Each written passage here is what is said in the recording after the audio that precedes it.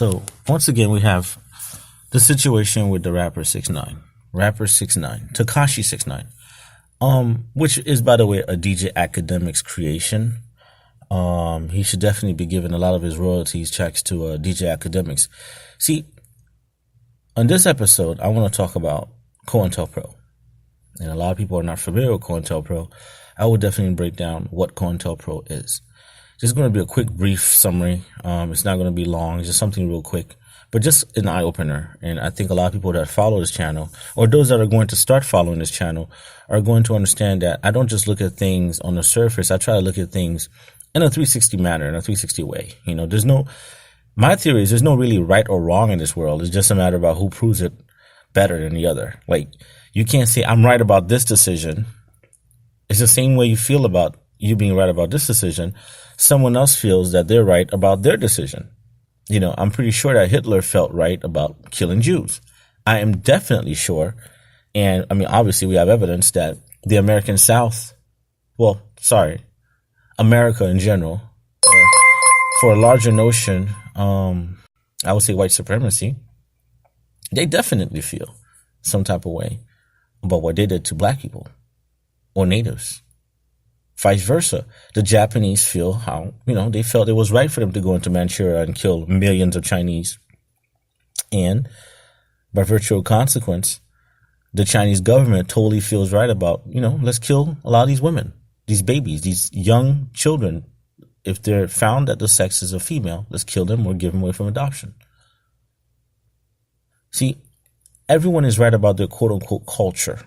Today I'm going to talk about the quintessential American culture that we have today, which is two things: hip-hop and white supremacy. But I'm going to focus on the hip-hop part.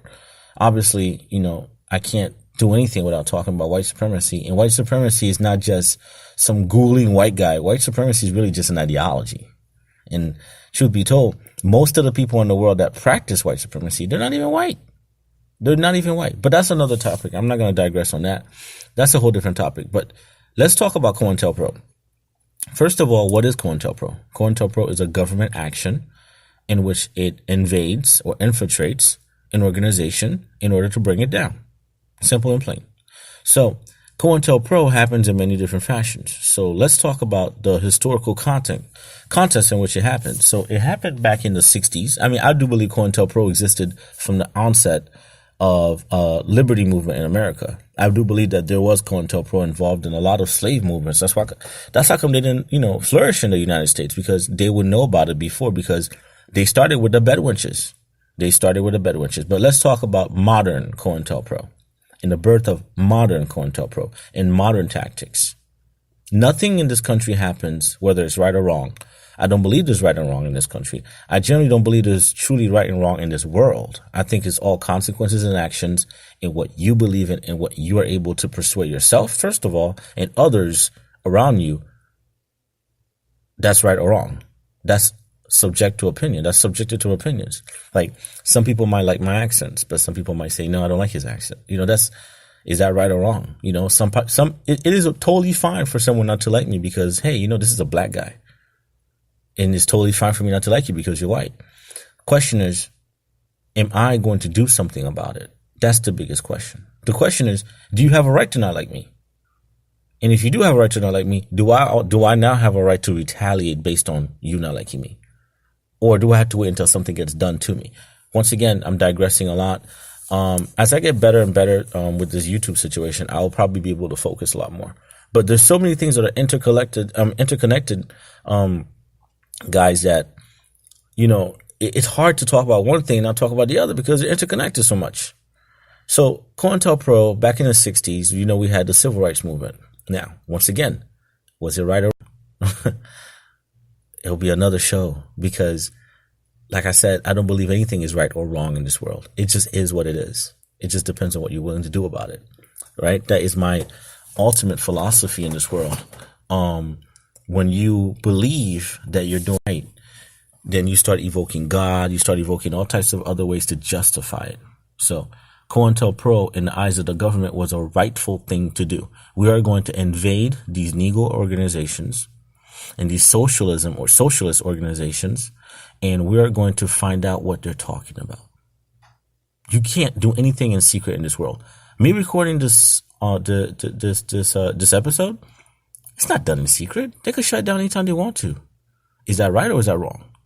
Or is it just, it is what it is? You could never make policy until you have power. So in order for them to stop you from having power, what they did was infiltrate your movements. Let's talk about the Black Power movement, right? Does anybody know what happened with the Black Power movement? What is the highest level that the Black Power movement reached? The most effective level. Was it that speech that was given by Martin Luther King in Washington at the memorial? Was it when Malcolm X defected from the Nation of Islam? Was it the assassination of both Kennedys? Was it the picture of Emmett Till? Is that the highest level that we reached within the civil rights movement? Really? See, I contend, once again, actions speak louder than words, right? So, in a historical context, in my opinion, I think that we didn't reach our highest peak and our most demonstrative peak in force. And I say our because I'm talking about the people. Now, see, don't get it confused. This channel is not a pro-black channel or pro-white channel. This channel is a pro-human channel. So anyone's welcome in this channel. Okay, because there's a lot of things that are done on both sides that I think we need to address and talk about. Okay, so in the 60s and in the 70s, the movement that started brewing, I mean, it really flourished in the 70s, right? But in the 60s, we already had, underbellies of rebellion, whereas black people were like, you know what, we're not just going to sit there and march anymore. We want to fight. But the suppression came in the form of those like Martin Luther King, like, hey, guys, let's not fight. Let's turn the other cheek. Let's march into oblivion. And let's either hope that they decide to change their mind because they beat us so bad that they feel bad for us, or hopefully the news media reports it. See, Martin Luther King to me wasn't effective until he started boycotting. See, it's all about economics. He started boycotting. And when he started boycotting, it was very simple. I'm going to boycott your shit. Okay? And we're going to take away money from the bus line. So, to me, that's the highest form and the quickest form of achievement that was done by said Martin Luther King. But in generality, to me, the Black Panthers are really, really, really the ones that scared the crap out of white America. And I say white America because at the time, white America was the most unfair place in this world. The most unfair place in this world. The most unfair people, the worst ideology in the world. Akin to what the Nazis were in the 40s and 30s and 20s. So when these black people started fighting for their rights and saying, okay, we're going to take up arms in Oakland, California. We're going to take up arms and we're going to patrol and guard our own neighborhoods. Ladies and gentlemen, how many speeches of Martin Luther King were as powerful and terrified white people as much as seeing black Negroes with afros and leather jackets? Okay? And, black gloves, built men walking the streets of their own city patrolling with guns. Hold up. Come on, wait a minute. They don't talk about that. They don't actually tell you about that. They want to make it sound that you in this country, and this goes to females as well who've been fighting for equal rights, right? This goes to quote unquote immigrants who have been fighting for a chance to get over here.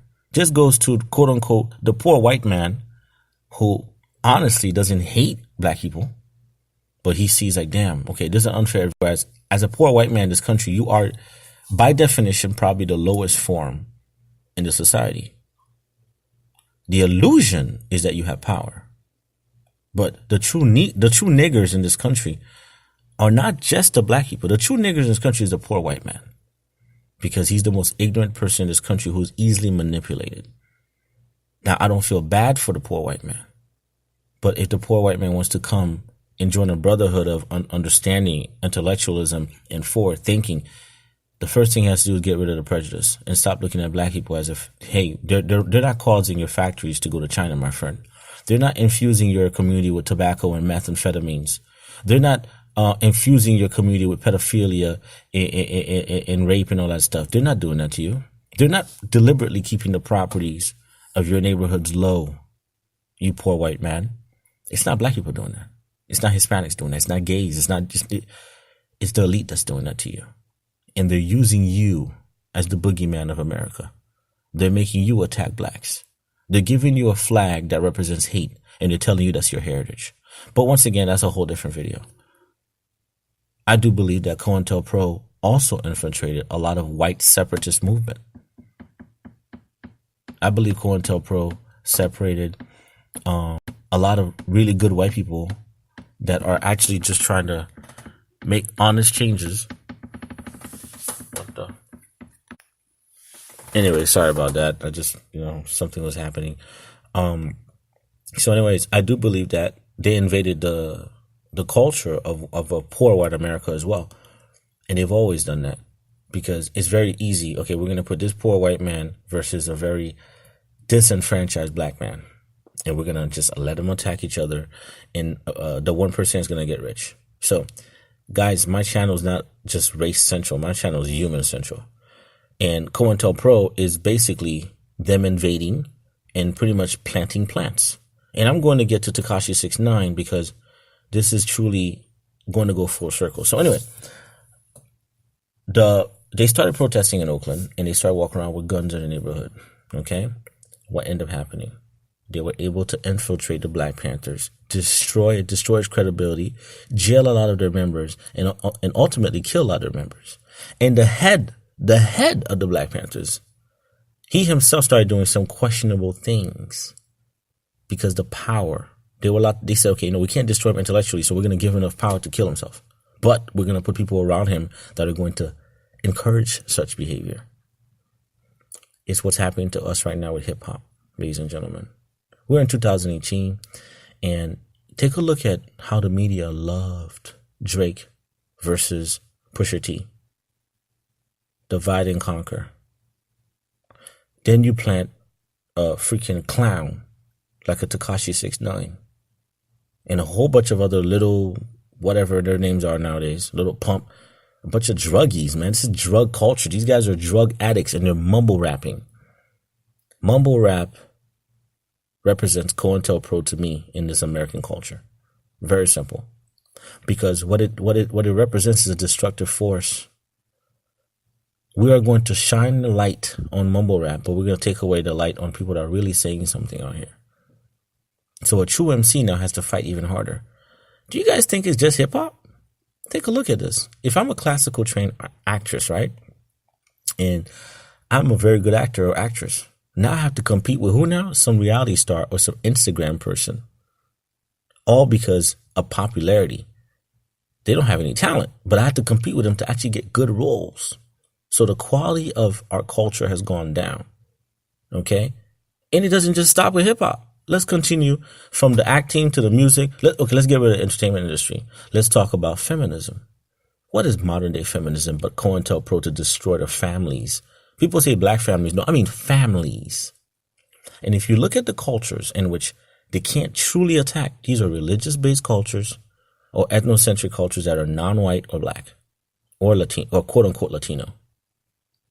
Right? So you can't truly infiltrate an Asian culture, but guess what we're going to do now? We're going to put a little Tay there because we're going to start destroying the image of the Asian American being the most successful person in America because we're going to put little Tay there. That's what we're going to do. We're going to put a Takashi 6ix9ine. We're going to put a young M.A. We're going to promote her as the best MC, and the best version of a female MC as a young M.A. is a woman that looks like a man. Now, I'm not knocking young M.A. because I like young M.A. as a rapper, and but I do understand what she represents. Nothing happens in this country, guys, without them truly, truly wanting it to happen. This is Cointel Pro happening all over again. And there are greater minds than me that sit there all day long and collaborate on how to fuck shit up. So anyways, thank you for listening. If you like it, subscribe to us, click the notification bell, and of course, subscribe to us on Patreon to donate. Thank you guys. Thank you.